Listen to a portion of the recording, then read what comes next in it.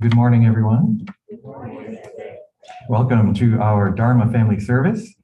Very nice to have you all here in person and online. We'd like to begin the service with Sutra chanting. So we'll be chanting Juseige.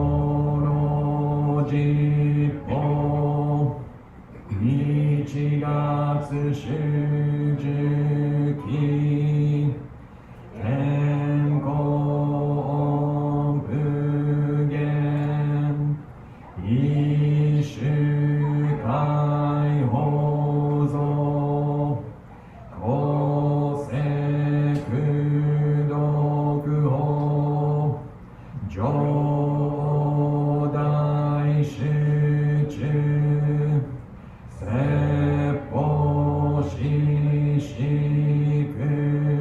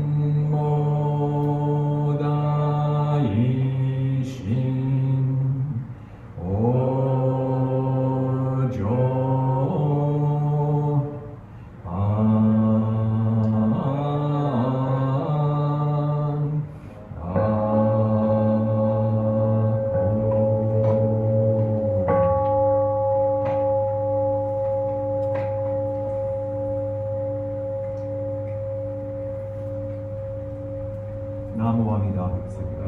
Namo Amida Butsu. Namo Amida Butsu. Namo Amida Butsu. Namo.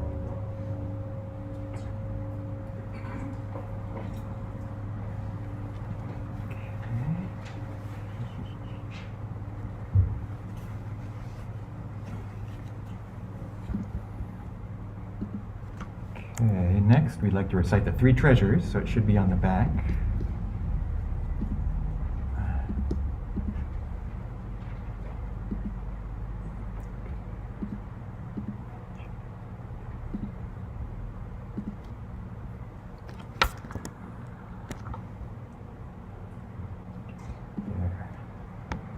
Okay.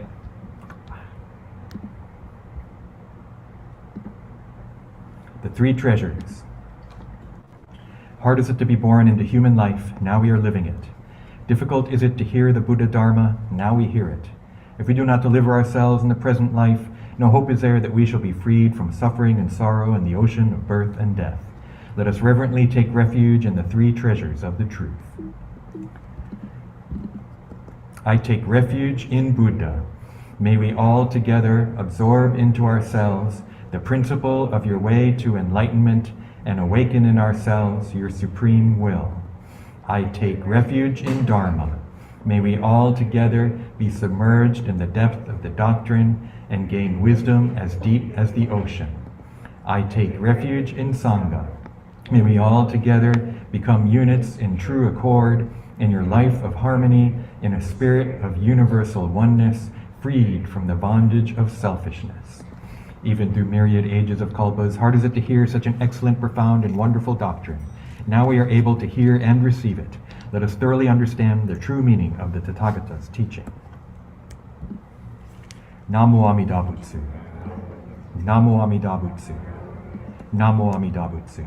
Namo Amida Butsu. Namo.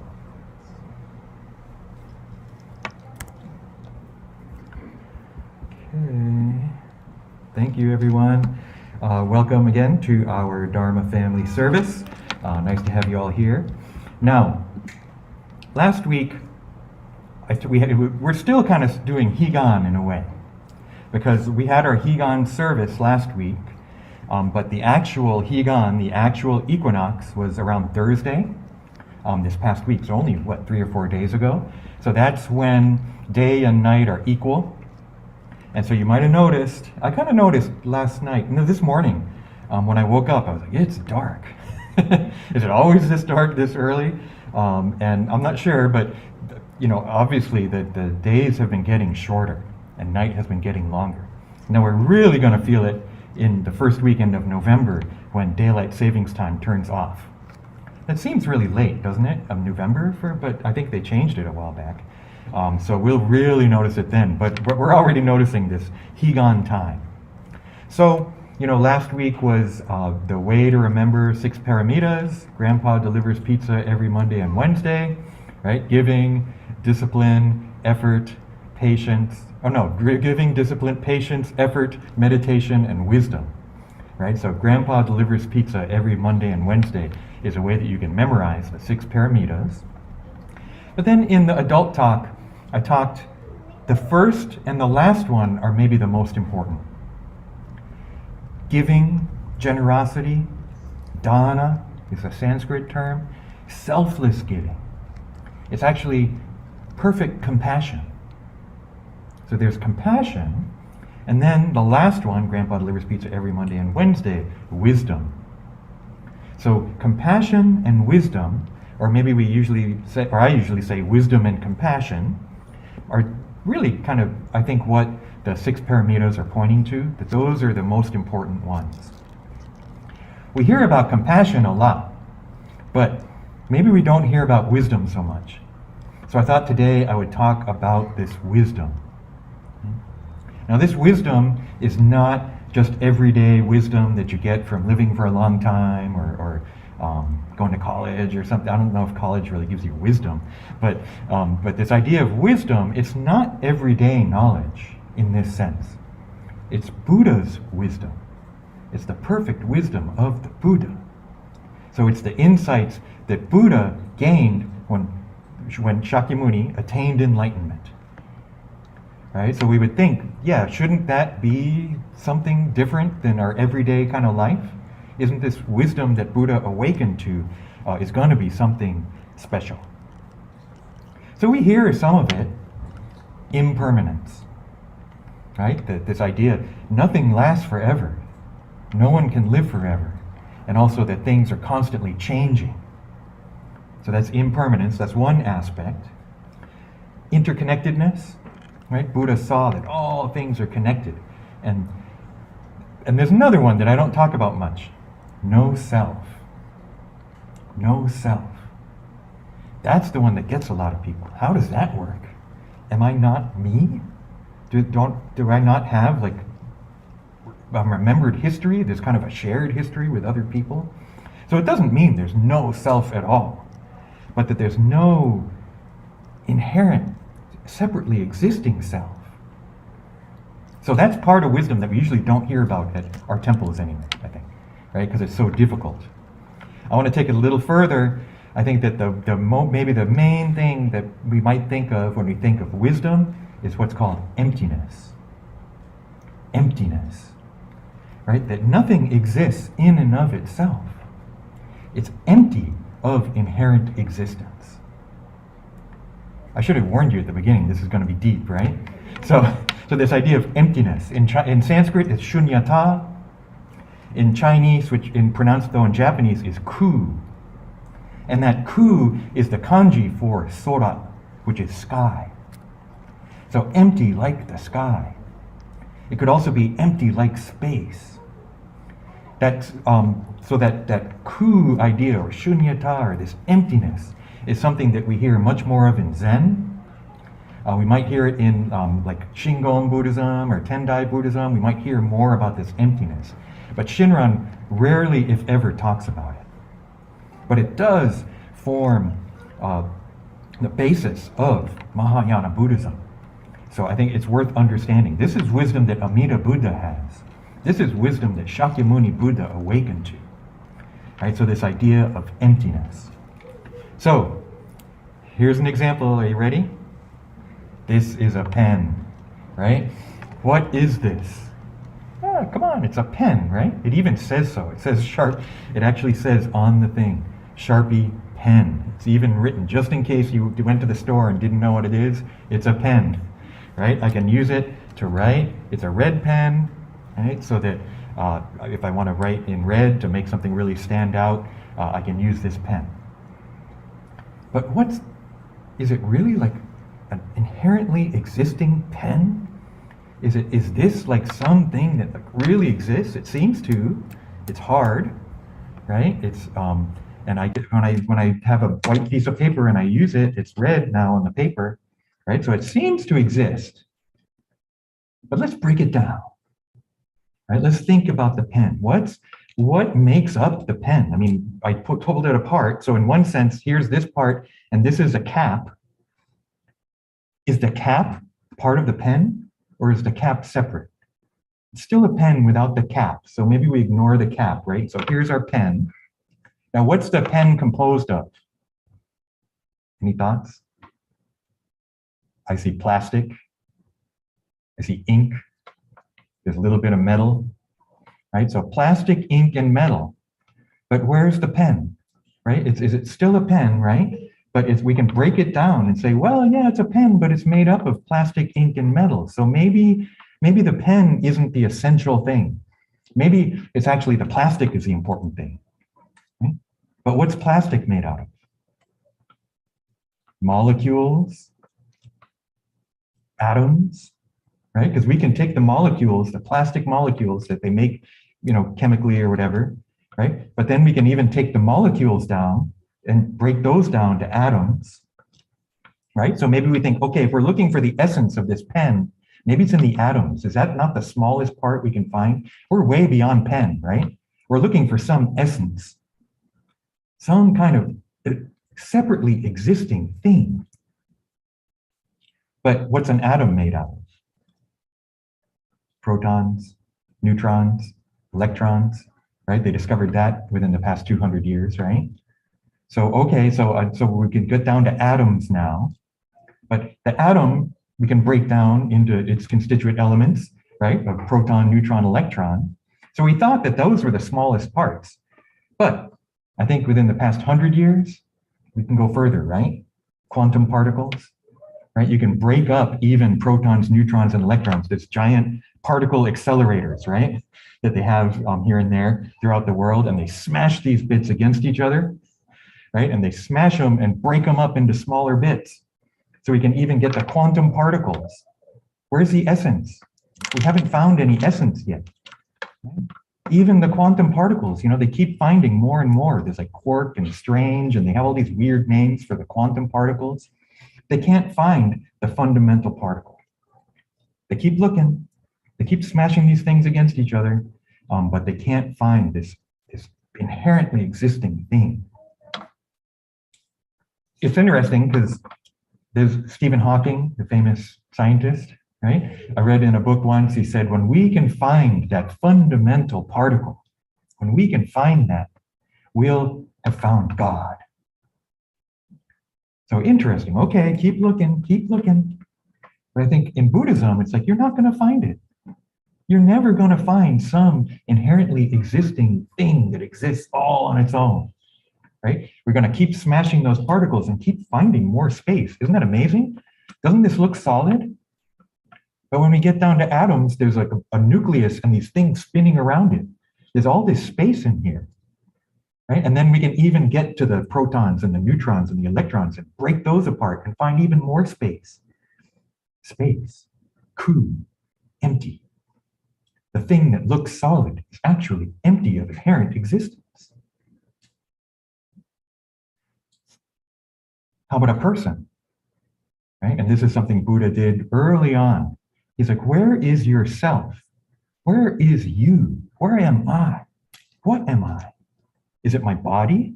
Is my body me? But I can break my body down into constituent parts and we get down to atoms for me too, right? Is it my mind? My consciousness? My thoughts? Where's me? Where's the inherently existing me? This is totally different than most other religions, huh? Christianity seems to posit a soul. Hinduism, Atman, this self, this great self, right? That there's even a book from like Bhagavad Gita or something that has a picture of all these people, and there's this like shining spark that's passing from one to the next, one to the next, one to the next. This idea of reincarnation, that there's some spark of me-ness that continues, that adheres and exists all the way through that. Buddha says, no, Anatman, Muga, no self. We can't find it. There's no inherently existing self.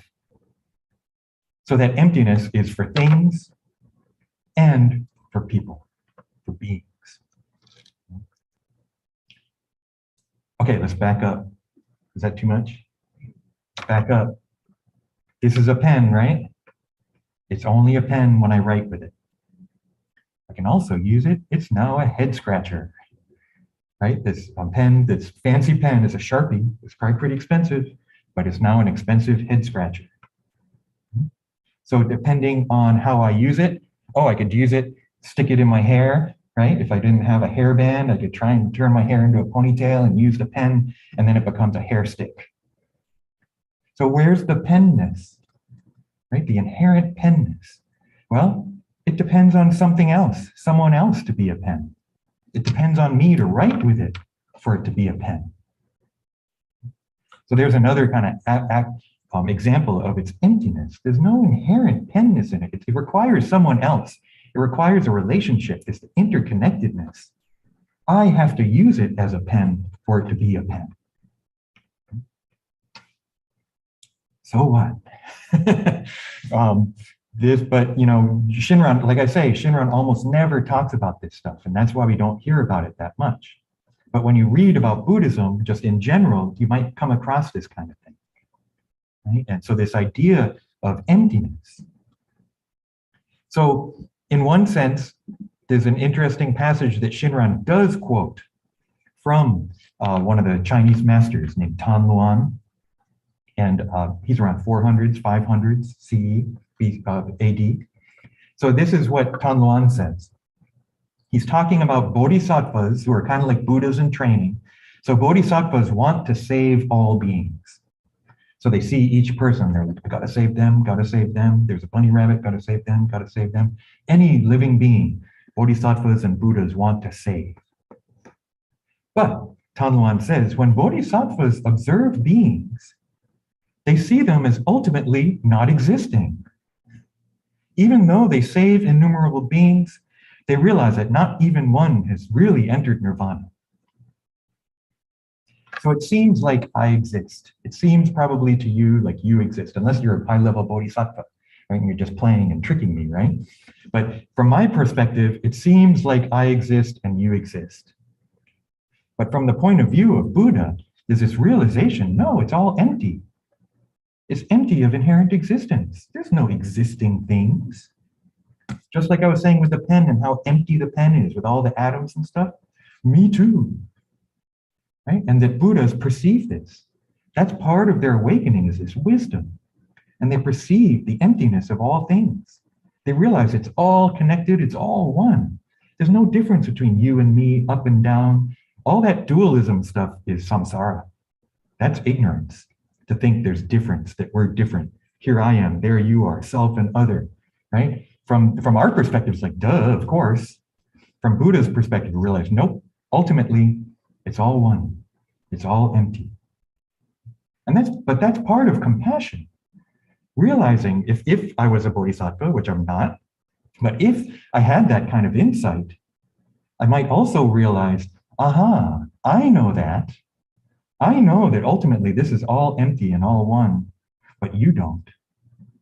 So if you don't realize that, then you're living in samsara with the three poisons, thinking you really exist when you don't, et cetera, et cetera. So I realized, okay, I got to try and help you. And that's the compassion. That's where Buddha realizes, aha, just because I have this realization. See, some ancient sages in India, they'd get this realization and then head off to the mountain. This is great, but no one else can get it, so I'm just going to chill out and enjoy it. The bliss of nirvana. But Buddha realizes, aha, this is great, but now I got to try and teach it to others. Now I have to help others understand this. So that's part of the compassion of the Buddha. So that's why it says, this assumption, okay, bodhisattvas and Buddhas want to save beings, but they understand, ultimately, there are no beings to save. But that's why they save all beings, because they don't only have this blank non-awareness of anything, but they also have an awareness of how we perceive things. That I perceive this as a pen, right? That I have myself and I have memories. I was thinking of this talk yesterday. Isn't there something about me from yesterday to today? Didn't I talk last week on Sunday, right? And so that's part of who I am. I can build this talk based on what I said last week, right? There's continuity. I have memories as a child. I have pictures to prove it, So there is some kind of self, but it's just provisional. Ultimately, no self. So that's the wisdom of the Buddha. Maybe that's why we don't talk about it so much, because we don't have to understand it. If you didn't understand the thing I said, it's okay. That's not part of attaining birth in the Pure Land. It's not part of our path of Jodo Shinshu.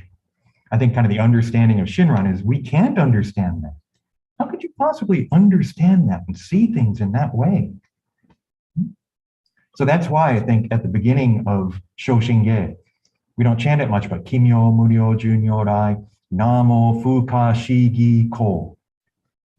So Namo, Fuka, Shigi, Ko Butsu is Namo Amida Butsu, translated into Chinese. And the Namu is the same one we say, take refuge in. Ko is light.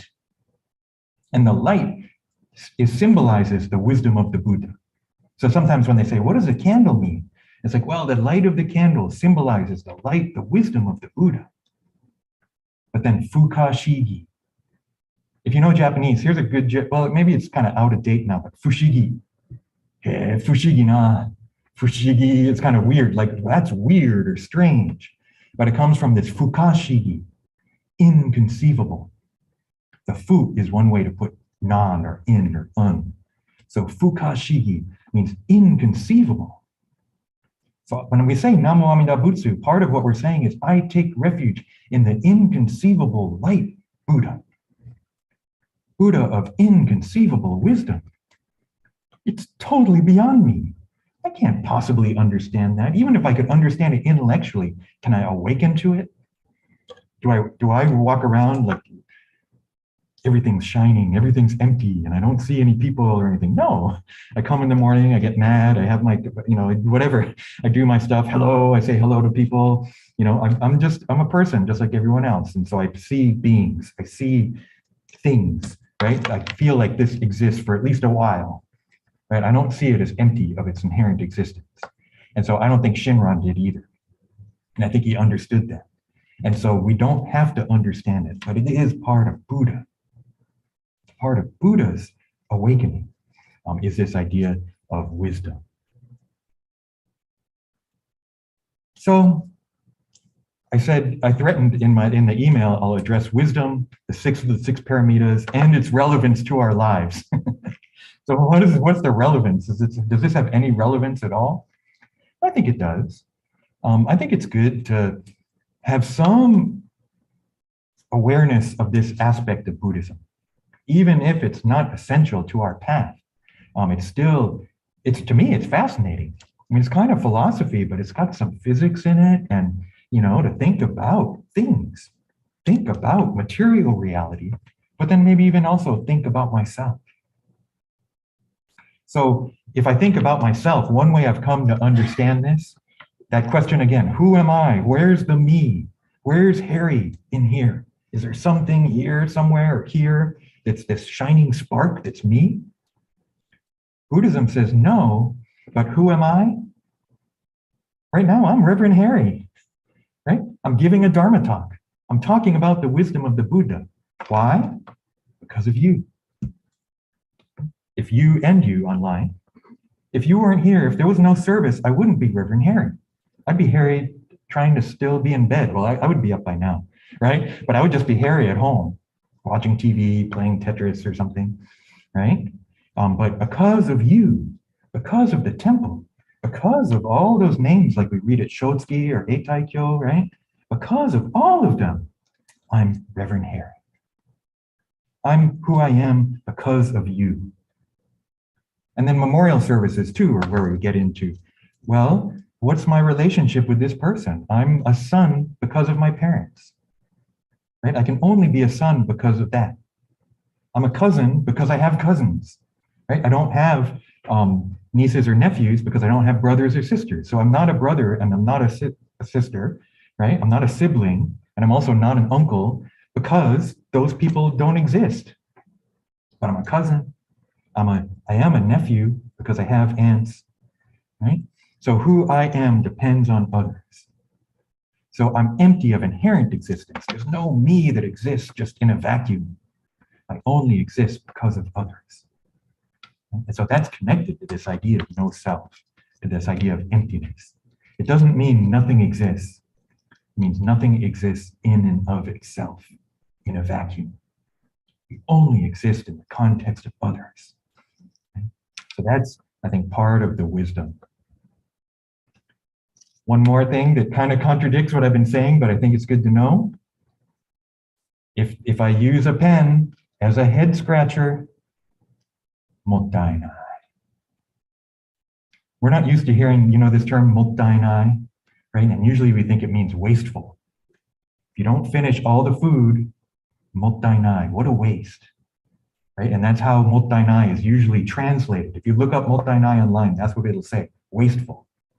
But it comes from, mottai means essence. Nai is the negation. Pen ga nai, I don't have a pen, if you've studied Japanese. Arimasen, right? This negation. So mottai, here, this is interesting because it contradicts what I was saying of no essence, right? But it acknowledges on a different level that a pen is a pen because we write with it. So if I use it as a hair stick, if I use it as a head scratcher, mottainai, I'm robbing it of what it is. That's why when we waste food, it's mottainai. It's not just wasteful, but it's because the animals and the plants died to feed you. If I just turn it in, if I throw it away, it becomes trash. It's not food anymore, especially if I don't put it in compost. If I put it in compost, then it'll keep, being part of the system. But if I just throw it in the trash, mottainai, I've turned it into trash. I've turned it into garbage. When those animals and plants gave their lives for me to be nourished. It's kind of a deeper way to think about this mottainai. So what is the essence? What is important about the pen? But more importantly, what's important about the food? What's important about my life? I look at my life and I think, mottainai. I didn't learn how to study very well. I had a lot of trouble in school, elementary school, junior high school, high school. I was interested in a lot of things, but I never put in the effort to study until I found Buddhism. So I think until I found Buddhism, much of my life was mottainai. That what I could do, who I am, was kind of lost. So I'm grateful for Buddhism for giving me something. I was so fat. I think each one of you is really interested in stuff, right? I hope there's stuff you're interested in, right? It might not be school stuff, but there's stuff, whether it's sports or some kind of subject or whatever, right? That interest, right? To take advantage of that, not to just let it slide and I'm just going to play video games. I do that a lot too. That's totally mottainai, right? To not waste time like that. I know it's fun, right? But realizing, I should have been reading a book. I could have been reading a book. I could have been pursuing my interests rather than just wasting time, wasting my life. So that idea of mottainai is related, I think, to these ideas of use. What's it supposed to be used for, right? What's its true essence, not just using it for whatever. That's why when Asian people see people using chopsticks in their hair, they're like, ugh, what is wrong with you? That's just wrong. Mottainai, a chopstick is for eating. It's not for your hair, right? The last thing I want to close with is, Reverend Sugahara came up with an acronym: FUN, friendship, understanding, and nembutsu. Right? I've come up with stuff like AKA, awareness, kindness, and what was the other one? Something. So I can't even remember my own acronym, right?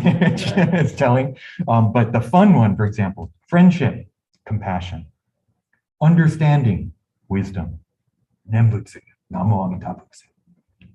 Right? That by having this acronym FUN and using that to remember, okay, aspiring for the kindness and compassion of the Buddha, right? That's our goal. That's our ideal. And then understanding, what does that mean?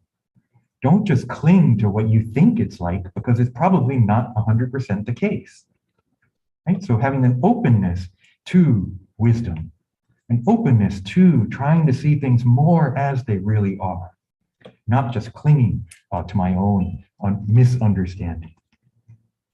So I got this cartoon from Mutz, which is one of my favorite comic strips. And it's a quote from Jane Goodall, who I think she worked with the chimpanzees and the gorillas and stuff, right? She's got this famous scientist. So here's her quote: "Only if we understand will we care.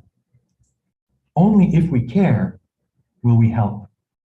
Only if we help shall all be saved." So I saw that and I really liked it. And the first line seemed to apply. Oh, and this was yesterday's comic, so it was good timing. Only if we understand will we care. If we don't understand what people are going through, if we don't understand what we're doing to the earth, we're not going to care about it. So understanding is important, right? Trying to understand what's going on. And then only if we care will we help. When we find this caring that comes out of understanding, then we try to help. And only if we help shall all be saved. And there, I think she's talking about people, animals, the planet, right? So I thought that was a nice one to conclude with. Thank you, everyone, for persevering. Not easy stuff, right? But that idea of emptiness, huh? I don't, it's gonna, you don't have to understand it, but if you can understand it or just think about it, I think we learn a lot about the world, but about ourselves as well. Okay, and that's where interconnectedness, impermanence, stuff you hear me talk about more, and you'll hear from other ministers too, is kind of rooted in this idea of emptiness. So why don't we conclude the Dharma Talk now with Kansho, and I'd like to read the Jane Goodall quote once again. Only if we understand will we care. Only if we care will we help. Only if we help shall all be saved. Namo Amida Butsu. Namo Amida Butsu. Namo Amida Butsu. Namo. Okay, we're going to have announcements from Robert.